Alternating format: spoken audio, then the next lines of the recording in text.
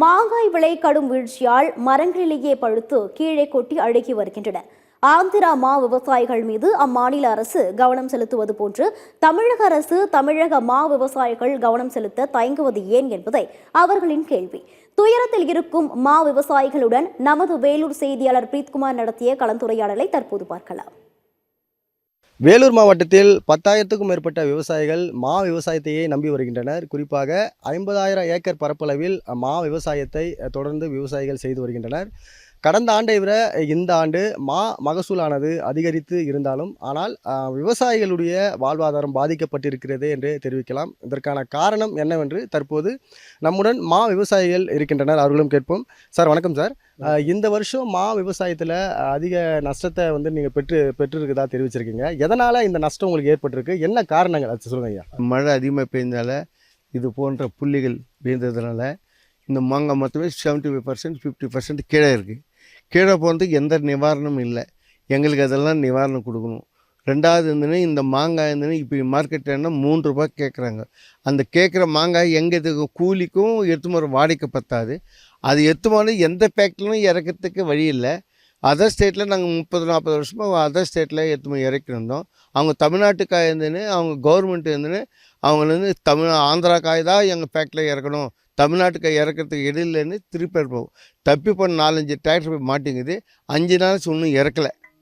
அந்த மாதிரி ஒரு நிலைமை இருக்குது. இந்த காய்களை எங்கே விற்குதுன்னு தெரில.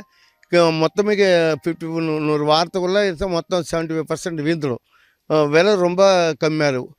மானியம் அதாவது எங்களுக்கு இது கீழே பண்ண மாங்கிக்கும் கீழே பண்ண காய்க்கும் எங்களுக்கு மானியம் வேணும்.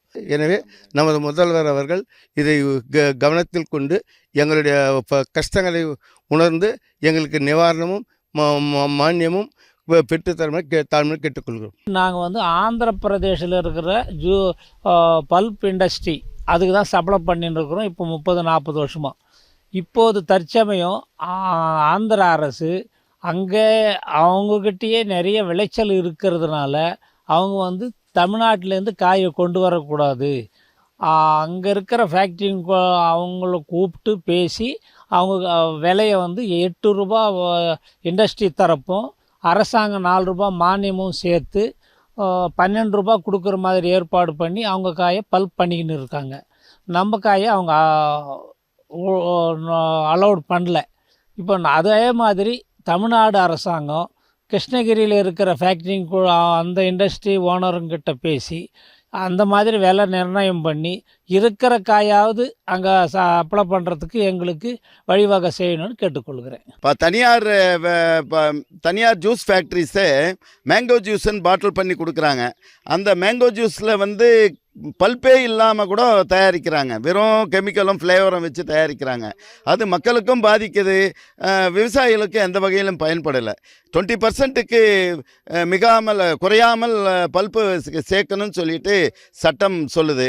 அந்த வகையில் 20%க்கு கீழே பல்ப்பை சேர்க்குறவங்களோ அல்ல பல்ப்பே இல்லாமல் மேங்கோ ஜூஸ் தயாரிக்கிற ஃபேக்ட்ரிஸோ தடை செய்யணுன்றது எங்களுடைய கோரிக்கை. அதாவது மா விவசாயிகளின் கோரிக்கையானது முக்கியமான கோரிக்கை. ஏக்கருக்கு 50,000 வழங்க வேண்டும்.